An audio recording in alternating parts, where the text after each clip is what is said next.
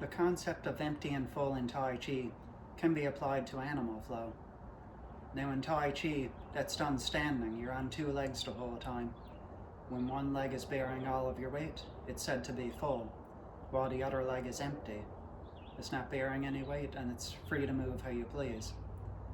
Now with animal flow, we're on all four limbs most of the time. But it's all about knowing how your weight is distributed. While with Tai Chi, we just have to worry about distributing our weight between two limbs. Animal flow, we deal with four limbs, but the same idea applies. So if I come into a quadrupedal position, I'll use static beast as an example here. So if I want to lift my right foot, first I have to redistribute my weight into the other three limbs. So making that little shift here, and at some point the right foot will feel weightless. It's not bearing any weight. And at that point, I could lift the foot off of the floor. So just high enough that I could slide a piece of paper underneath, just breaking contact. Now if I want to lift the right hand, same idea. I got to redistribute my weight to the other three limbs. And here I'll lift from the shoulder, again just breaking contact with the floor.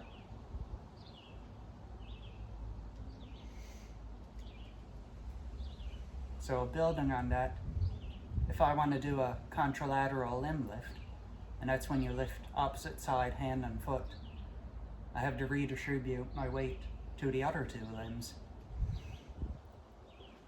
So I'll try and give a good angle of this. If I want to lift right hand and left foot, I have to shift my weight to the left hand and right foot here. Contralateral limb lift, I'm going to bring the right hand and left foot up. So I'll redistribute my weight to the other side, making that little weight shift. And again, just breaking contact with the floor. The illusion should be that nothing has changed. So in animal flow, you want to try and minimize any shift or rotation of the torso. Now I say minimize and not eliminate, as you will have to shift a little bit. But like, you don't want to rotate out like this. That's not the way to do it. You want to move with control. Same as in Tai Chi. You move slowly and smoothly. So applying that to animal flow, that'll be pretty helpful.